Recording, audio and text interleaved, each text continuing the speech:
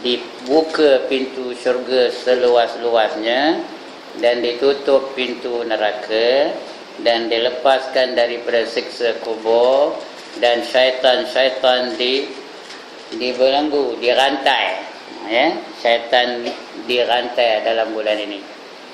Bermakna dia tidak menggoda kita lagi dalam kehidupan kita. Tak ada lagi godaan syaitan. Bermakna kita sekarang ni menurut saja apa yang diperintahkan oleh Allah dan meninggalkan apa yang dilarang. Kerana syaitan dah tak ada. Syaitan ke mana? Udah kena ISA. Tahu ke ISA? Sebulan lamanya. Ya. Malam 1 Ramadan tu syaitan dah kena tangkap lah tu. Ya. Udah ditangkap, dibawa rantai, dibelenggu, dibawa dipenjarakan. Ada di Kemunting tu, tak boleh pergi tengok. Melambai-lambai aja dia syaitan. Ya.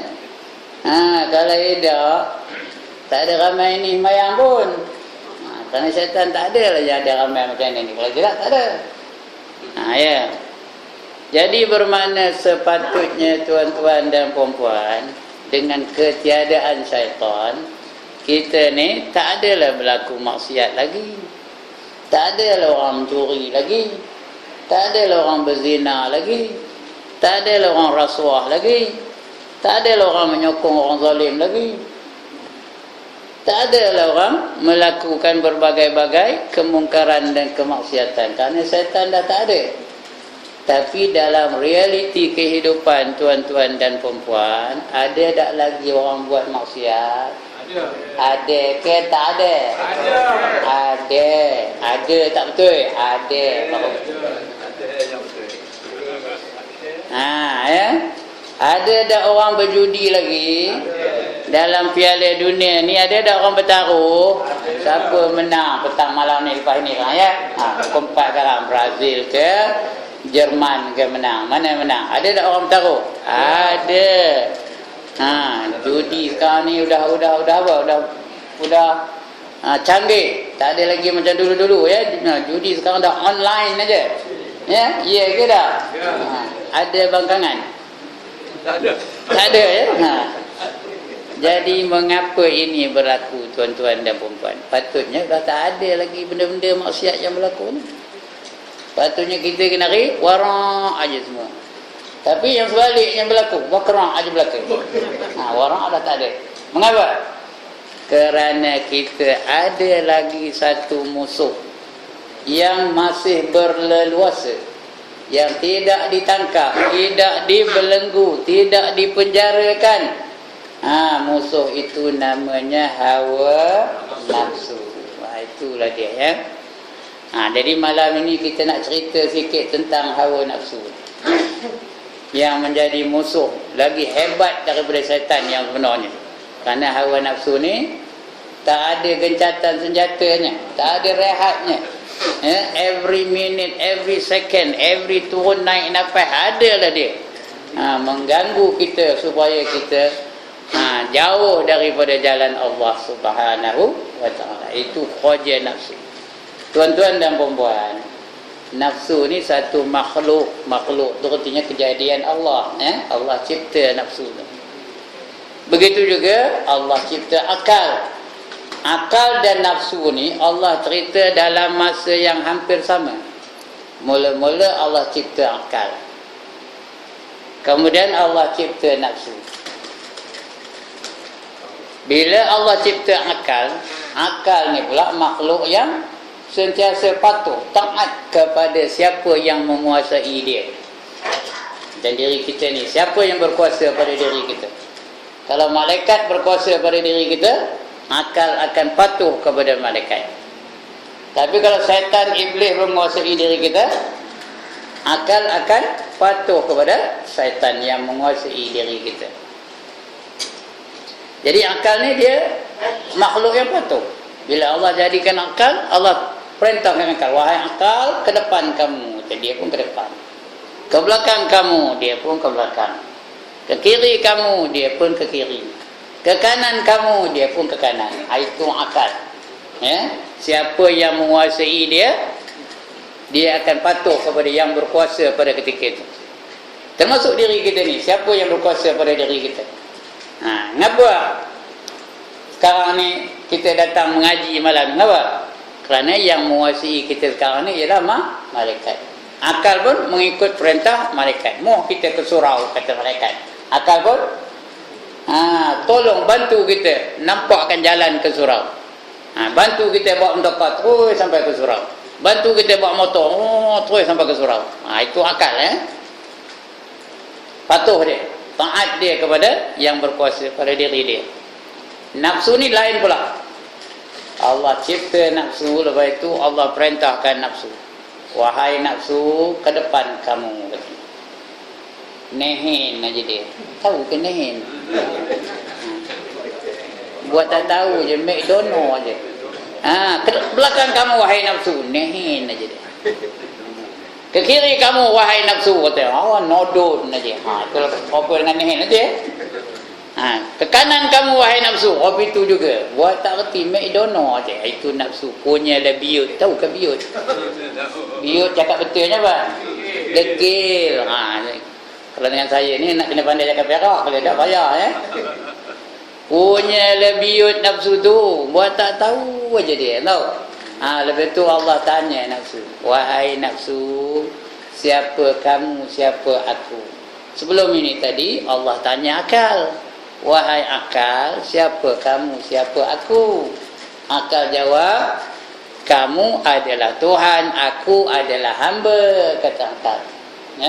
Lepas tu ditanya pula nafsu, wahai nafsu, siapa kamu, siapa aku? Apa jawab nafsu? Aku, kamu lah. Punya sombong tau. Ni cerita kitab ni bukan longok-longok tau. Jangan dia menongok je tu, di mana dapat ustaz tu main melonggok, datang kami dari kampung, datang nak melonggok kami aja kata. Ini cerita dari kitab, tuan-tuan boleh baca hikam ya, kitab hikam ada dalam tu. Kamu, akulah, kata nafsu. Masuk neraka. Allah murka dengan jawapan yang sedemikian. Masuk dalam neraka. 100 tahun lamanya tuan-tuan masuk neraka. Udah 100 tahun, dikeluarkan dia balik dari neraka. Ditanya kembali, siapa kamu, siapa aku? Kata Allah, nanya kepada nafsu. Apa jawab nafsu? Kamu, akulah. Kalau dah 100 tahun masuk neraka tu, itu juga jawabnya. Masuk balik 100 tahun lagi. Dah 200 tahun ya. Lepas tu dia keluarkan. Ditanya lagi, siapa kamu, siapa aku? Dia jawab, kamu, akulah, katanya. Nampak tu, dah 200 tahun macam itu jawabnya. Masuk lagi 100 tahun. Udah 300 tahun, dikeluarkan balik dalam neraka. Lalu ditanya sekali lagi, wahai nafsu, siapa kamu, siapa aku? Masa itu baru dia selenda. Tahu ke selenda? Bukan minyak selenda. Apa? Surrender. Ngaku kalah. Baru dia monyo, kamu Tuhan, aku hamba, katanya. Aku hamba, kamu Tuhan. Dah 300 tahun dalam neraka. Baru dia mengaku kalah. Inilah nafsu yang dia masuk dalam each and every one of us. Faham kita baca kat komputer ni? Semua orang ada nafsu tu. Saya ada, tuan ada, tuan-tuan, semua perempuan sana tu ada belaka. Siapa tak ada nafsu angkat tangan? Semua orang. Inilah yang dimasukkan dalam anggota kita. Inilah dia yang sentiasa mengajak kita membuat kejahatan. Allah sebut dalam Quran, innan nafsa la'ammaratun bisu'. Apa? Berarti inna sesungguhnya innan nafsa la'ammaratun, iaitu nafsul amarah. Innan nafsa la'ammaratun bisu', sentiasa mengajak kepada kejahatan.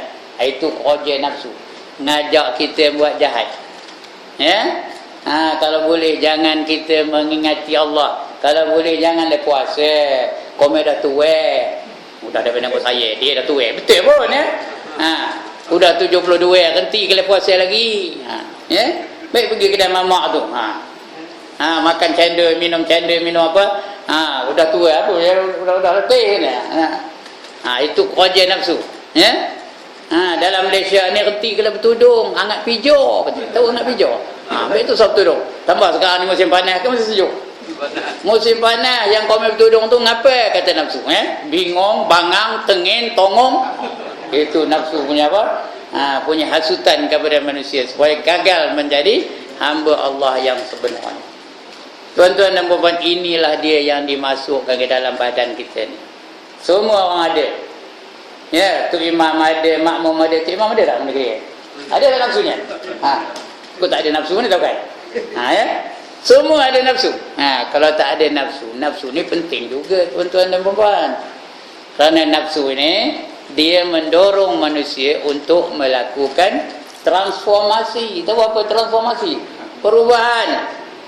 Dengan nafsu tu kita teringin nak jadi kaya. Siapa nak kaya? Siapa tak nak kaya? Angkat tangan. Semua orang nak kaya kan? Dengan ada nafsu tu kita akan berusaha untuk mendapat kekayaan. Nafsu juga mendorong kita supaya menuntut ilmu, kerana semua orang nak jadi pandai. Ada orang nak bingung, angkat tangan. Semua kita nak pandai kan, nak bingung?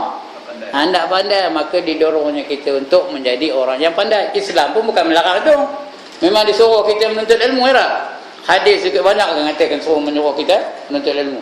Talabul ilmi faridatun ala kulli muslimin wal muslimah. Menuntut ilmu itu fardu bagi setiap muslimin lelaki dan muslimah perempuan. Jadi dorongan nafsu itulah yang menyebabkan kita rajin menuntut ilmu, rajin belajar, rajin bekerja, rajin berusaha. Dan kerana nafsu lah ya, manusia ini berkembang. Dah. Kalau orang lelaki nengok orang perempuan macam nengok meja ni aja. Macam mana manusia nak berkembang? Ya tak? Begitu juga orang perempuan ni nengok orang lelaki macam nengok tiang aja. Macam mana? Tak ada teringin langsung nengoknya macam. Tak ada berkembang dari manusia. Mengapa ada perkembangan sekarang ni? Kerana ada dorongan hawa nafsu. Tuan-tuan dan perempuan, nafsu ni ada 7 peringkat. Malam nak cerita itu. Malam tadi tak sempat nak cerita 7 peringkat. Malam tadi saya di Masjid Kampung Paloh. Cerita sejarah aja, cerita nafsu. Langsung tak sempat nak huraikan 7 peringkat nafsu tu. Malam di sini saya skip yang tu. Cerita-cerita nafsu, nak cerita Siti Zulaikha dengan Nabi Yusuf, saya tak cerita malam ni. Nak dengar cerita flashback balik last night. Ya. Ini terus kepada peringkat nafsu dalam manusia yang Allah masukkan. Ya. Nafsu ni ada 7 peringkat tuan-tuan dan puan-puan. Yang pertama dipanggil nafsul ammarah. Yang kedua dipanggil nafsul lawamah. Nafsu al-lawamah. Yang ketiga dipanggil nafsu mulhimah. Yang keempat dipanggil nafsul mutmainnah. Yang kelima namanya nafsu radiyah. Yang keenam namanya nafsu mardiyah. Yang ketujuh namanya nafsu kamilah. Malam ni nak hurai itu tu ya. Yang pertama nafsu apa? Udah lupa, penat ngaburnya. Amarah. Ya, selalu sebut ya. Innan nafsala ammaratum bisu. Itu nafsu yang tidak terkawal. Nafsu yang pertama, nafsu yang paling rakus. Nafsu yang paling tak dapat dikawal. Seperti Siti Zulaikha dengan Nabi Yusuf. Sudah tergoda dengan Nabi Yusuf, tak boleh dikawal nafsunya. Sehingga dia cuba panggil Nabi Yusuf tu, suruh berzina dengan dia. Tuan-tuan jangan salah anggap ya. Jangan anggap Siti Zulaikha tu perempuan murahan. Bukan tau. Dia bukan perempuan murahan. Dia perempuan solehah. Tetapi oleh kerana dorongan hawa nafsu, dia terpanggil untuk menggoda Nabi Yusuf. Kerana Nabi Yusuf ni adalah manusia yang paling orang lelaki je cantik, orang lelaki apa? Handsome. Macam saya ni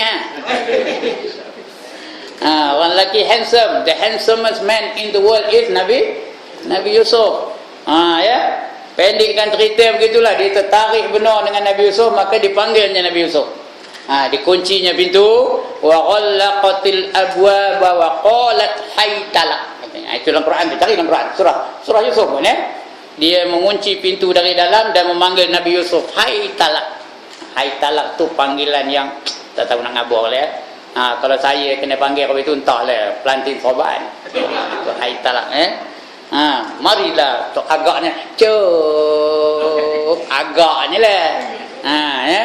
Tak tahu lah saya nak gambarkan cara orang apa, cara orang Arab dia apa. Jadi masa itulah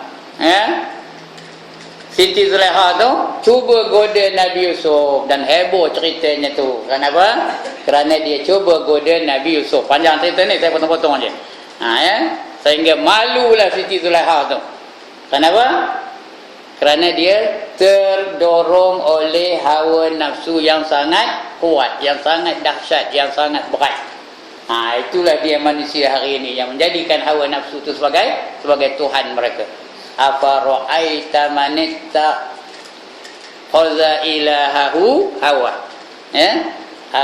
Afara'aita manitta khaza ilahahu hawa, kata Allah. Apakah kamu tak nampak orang menjadikan hawa nafsunya sebagai Tuhan? Ini yang pertama. Dia ni rakus, dia tak reti nak buat kebaikan. Dia kira jahat je, bangkit dari tidur, kau siapa nak aku bakar lepas ni. Bangkit je dari tidur, untuk kau siapa nak aku tutup tayar ni, katanya. Dia kira nak buat jahat, dia tak reti nak buat baik. Udahlah dia jahat, dia ngajak orang buat jahat tu. Dia mencipta lagu-lagu yang menyeru manusia kepada kejahatan. Lagu-lagunya ngajak orang buat maksiat aja. Tak ada rukun Islam 5 perkara, tak ada yang tu. Ngajak orang buat jahat aja. Kalau tidak ada yang punya, mari kita tak pernah dengar kan? Jalan bersama, itu ngajak orang buat maksiat. Jadi nafsul amar. Jadi nafsu ini tuan-tuan, kalau dibiarkan dia memang terus ke neraka lah. Tak ada langsung kebaikan dalamnya. Tapi mana tahu sekali-sekali dia dengar ceramah. Dia dengar ceramah daripada Ustaz Ibrahim dari kampung. Maka ketika itu timbul kesedaran dalam hatinya. Maka nafsunya itu bertukar daripada amarah kepada lawamah namanya. Lawamah. La uqsimu biyaumil qiyamati wa la uqsimu bin nafsil lawamah. Surah Al-Qiyamah tu. Terima ya. Itu nafsul lawamah. Artinya dia dapat sedikit petunjuk, sikit-sikit petunjuk ke arah kebaikan. Mana tahu kan dia tengah buat maksiat masa tu, datang orang tabligh ke, ajak dia keluar 4 hari ke 10 hari ke apa ke ya. Ajak dia keluar, dia pun balik-balik tu bukan main hebat rupanya. Semayang lagi, lepas semayang lagi. Itu namanya lawamah. Tapi tak tahan lama. Tahan seminggu je, lepas itu dah mulai balik. Pasal apa? Pasal dia tidak ada follow up. Tahu follow up? Tidak ada yang berterusan dalam follow up tu apa? Tidak ada diturut kebaikan itu. Tak ada siapa yang menggalak dia tak ada kawan istiqamah dalam melakukan kebaikan. Itu dia. Mula-mula dia sedar tu bukan main hebat ya. Artis-artis ada tak sekarang ni dah bertudung? Ada tak? Udah bertudung. Apa? Udah timbul kesedaran lah. Itu lawamah. Tengok berapa lama dia bertudung. Kalau dia boleh tahan tu okey lah. Tapi kadang-kadang habis-habis sebulan aja. Lepas tu dah buka tudung. Dah pakai cekup aja. Tahu cekup? Cekup je. Leher nampak, semua nampak. Itu lawamah lah. Ada masa naik, ada masa turun. Ada masa baik, ada masa nak buat maksiat aja. Itu namanya lawamah. Yang ini tuan-tuan dan puan-puan, kalau kita dalam keadaan ini, jangan kita bercerai dari jemaah. Itu yang hendak jemaah ni tuan-tuan. Kerana jemaah ni dia menggalak kita kepada kebaikan saja. Menggalak kita sembahyang berjemaah, menggalak kita buat program-program jemaah, menggalakkan kita buat program-program gotong royong dan sebagainya. Supaya berterusan kebaikan yang kita lakukan tu. Yang jadi masalah ni seminggu dia mendekat, lepas tu ditinggalkan sama kawan tu. Udah. Mula-mula beria benar bersorban, berjabah berapa. Lepas tu dah sorban dah hilang. Dah tinggal kepiah putih. Lepas tu dah kepiah putih pun hilang. Dah tinggal kepiah hitam je. Lepas tu dah kepiah hitam pun tak ada. Udah pakai seluar pendek ke sana kemari. Ya. Lepas tu dah nari pula tu. Dah nari karaoke. That's the way I like it. Itulah wama, jaga baik itu peringkat kedua. Yang ini ada tak tuan-tuan dan puan-puan? Ada ke tak ada dalam kampung kita ni? Ada. Nah, jangan ada salah seorang, mana tahu kan? Tak ada, ini tak ada. Itu lawamah. Kalau dia berterusan, tuan-tuan dan puan-puan, berterusan ke arah kebaikan, semayang berjemaah tak tinggal, ngaji tak tinggal, nutup aurat tak tinggal, kepada selari itu bertudung tak tinggal, sedekah rajin dan sebagainya, dia dah naik setingkat lagi. Yang ini namanya mulhimah. Orang yang dapat ilham. Ilham tu apa? Petunjuk petunjuk, tapi bukan hidayah. Hidayah dari Allah. Petunjuk ni boleh dari Allah pun boleh, daripada malaikat pun boleh, daripada iblis pun boleh. Sebab ilham ni kadang-kadang dia membuat kebaikan, kadang-kadang buat kejahatan. Fa alhamaha fujuraha, sambung, wa taqwaha. Sekali lagi, fa alhamaha fujuraha wa taqwaha. Diilhamkan kepada mereka ke arah kejahatan dan juga ke arah ketakwaan. Tengoklah. Kadang-kadang dia bawa kepada kejahatan, kadang-kadang dia bawa kepada ketakwaan. Tapi dia sudah istiqamah. Kalau dia berjemaah, terus berjemaah. Tak ada ponteng-ponteng, tak ada tuan-tuan. Kalau mengaji, setiap kali ngaji je. Tazkirah dia tunggu sampai habis. Tapi secara luarannya sahaja. Secara fizikalnya sahaja. Tapi dari segi mental, dari segi spiritualnya, dia belum lagi terasa kemanisan melakukan ibadah kepada Allah Ta'ala. Masih tak seronok lagi. Maksiat ditinggalkan, tak ada lagi, tak ada ngambil nombor ekor lagi. Acara ujung minggu tak ada ngambil nombor ekor lagi tau. Yang tadi lawamah tu ngambil nombor lagi. Ujung minggu ngambil lagi 2558. Tahu? Tahu mana 2558? Ada luar tu. Jangan pula ngambil kali ni masin mulut ustaz berterak kena yang aroi. Ini lawamah namanya. Yang ni sudah tinggi, mulhimah, sudah dapat ilham, melakukan kebaikan, semayang tak tinggal, berjemaah pun sentiasa ada, mengaji sentiasa ada, menderma pun rajin tak ada melakukan lagi maksiat, tapi hatinya masih tak seronok lagi. Hanya dari segi luaran saja dia kelihatan macam baik. Macam tuan-tuan tengok inilah, tengok orang ni. Tengok dari luar macam yang baik benar Bersorban, jawabah, berjangkut, cakap pun, ngajar. Tapi dalam tu belum tahu seronok ke tak seronoknya baca Quran rajin. Rajin je tapi tak seronok. Macam tadi tarawih tu, rajin seronok Kalau seronok tak ada mulhimah lagi. Kalau tak seronok, mulhimah lah lagi namanya. Merungut dia. Apa itu imam ni surah Al-Waqi'ah bacanya. Baca inna ataina bukan tak sah. Itu apa namanya? Itu mulhimah. Dia buat tapi tak seronok lagi. Ngambil nombor ekor dah hidup.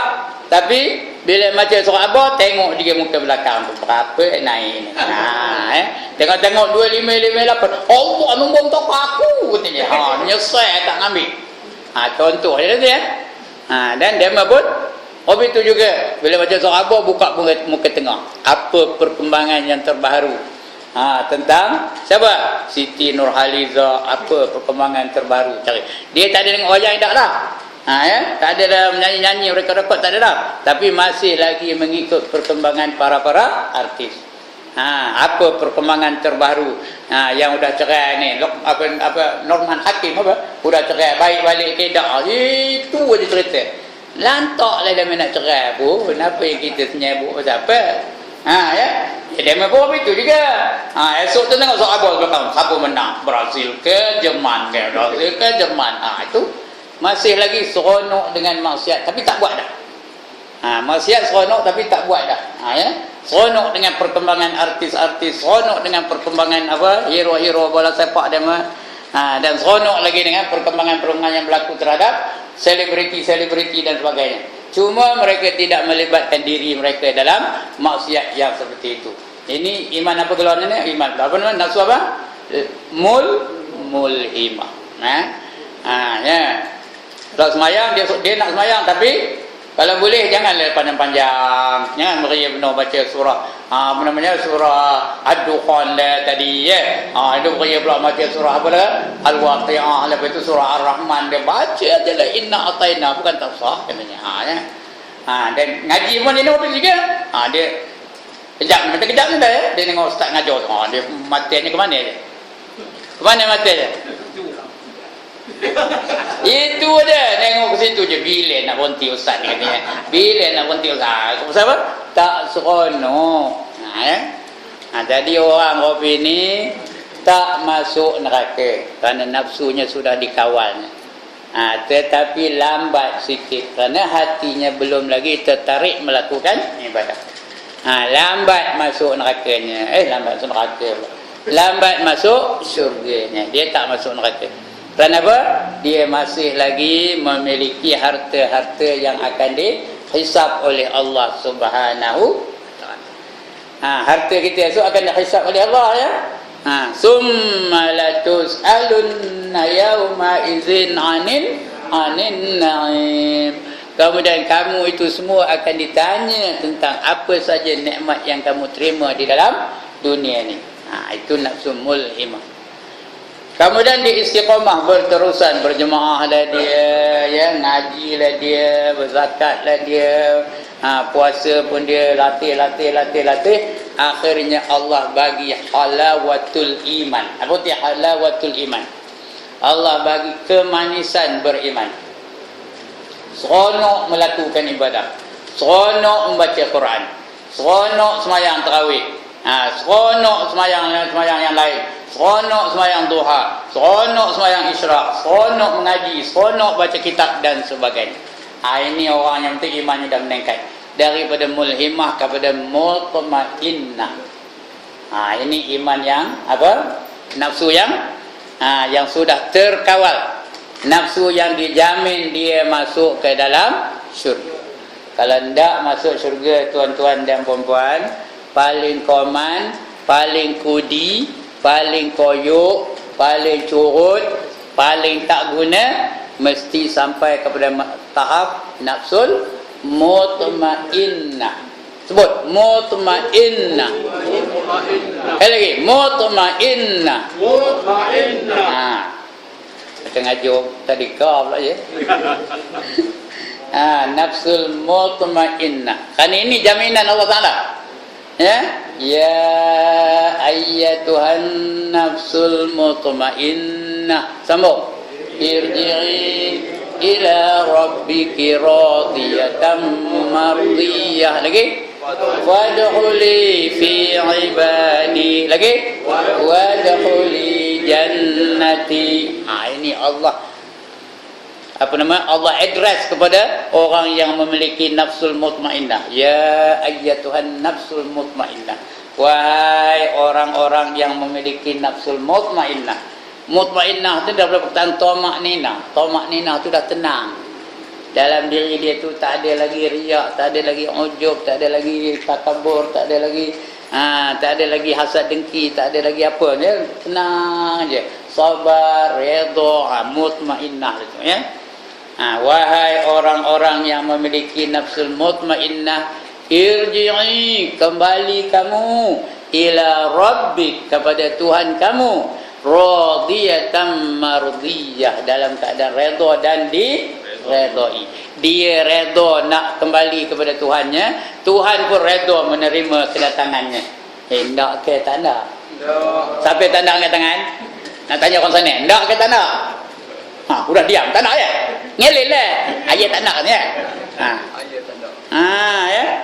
Kembali kamu kepada Tuhan kamu dalam keadaan redha dan diredai. Fadkhuli fi ibadi. Apa artinya? Tak tahu. Masuklah kamu ke dalam golongan hamba-hambaku. Artinya Allah iktiraf kita sebagai hambanya. Masuklah kamu ke dalam golongan hamba-hambaku. Allah recognize us as his servant. Allah mengaku ya, mengiktiraf kita sebagai hamba-hambanya. Kita hari ini, kita je ngaku jadi hamba Allah kerana kita suka jadi hamba Allah. Ada orang bangkang jadi hamba Allah? Tak ada, semua orang seronok jadi hamba Allah. Kalau kita kata mikir ni hamba Allah, marah ke tak? Marah tak dia? Mikir ni hamba Allah, marah tak? Walaupun kita kabar pada orang tak semayang, dia tak pernah semayang, mikir ni hamba Allah, marah tak dia? Tak ada marah kerana kita ni seronok jadi hamba Allah. Ini Allah sendiri. Ya, Allah sendiri mengiktiraf kita sebagai hamba-hambanya. Hari ini kita aja mengaku jadi hamba Allah, Allah iktiraf kita belum tahu, ya. Kita mengaku beriman, kadang-kadang iman kita batal tanpa kita sedari, kita tak tahu. Ini Allah sendiri mengiktiraf penghambaan kita. Fadkhuli fi ibadi, masuklah kamu ke dalam golongan hamba-hambaku. Bila Allah iktiraf kita sebagai hamba, apa dia hadiah Tuhan nak bagi? Wadkhuli jannati. Apa artinya tu tuan-tuan dan puan-puan? Wadkhuli apa artinya? Masuklah engkau ke mana masuk dia? Jannati, ke dalam syurga aku. Siapa tanda? Put up your hands, I want to see siapa yang tanda ni. Wadkhuli jannati, welcome to my syurga. Siapa tanda dengan tangan? Semua orang dah, ya. Ini nafsu yang keempat, inilah yang Allah jamin masuk ke dalam syurga. Yang lain tidak ada jaminan dari Allah Subhanahu wa ta'ala. Jadi kalau kita nak syurga, paling koman, paling kudi, paling corot, paling tak guna, kita kena memiliki nafsu mutmainnah. Atas lagi tu radiyah. Radiyah tu bukan nama orang, ya. Ada dalam radiyah ni. Tak ada, bukan tu, ya. Radiyah tu artinya dia redha dengan Allah. Apa saja ketentuan Allah padanya, dia redha. Itu dah nafsu tu. Mula dia nafsu, tapi kerana dia dah kawal nafsu tu, dia redha dengan ketentuan Allah Taala. Kita ni yang sebenarnya bukan tentu kita redha dengan dengan ketentuan Allah. Tuan-tuan ni redha benar jadi tuan-tuan kan? Saya ni redha benar jadi saya kan? Ya Allah, perempuan ni redha benar jadi perempuan kan? Mana sebuah lah, kalau boleh biarlah jadi isteri Sultan Brunei ke. Yang depan kalau boleh biarlah dia jadi Lionel Messi ke. Kena? Tak kena? Ada yang kena je anak. Dia kalau boleh biarlah jadi Sultan Brunei ke. Mtoka tu kalau boleh biarlah Porsche lagi, Lamborghini. Tahu Lamborghini? Bukan Lamborghini. Lamborghini. Ini tak dapat isyarat jadilah. Jadi tu redha. Redha tu artinya hati pun tak ada rasa sakit dengan ketentuan Allah. Allah dah tentukan saya ni jadi saya, redha lah. Allah dah tentukan tuan-tuan jadi tuan-tuan, redha lah. Jangan komplain lagi dah. Itu radiyah namanya. Atas lagi mardiyah. Mardiyah tu Allah yang redakan kita. Ini udah kita redha, Allah pun redakan kita.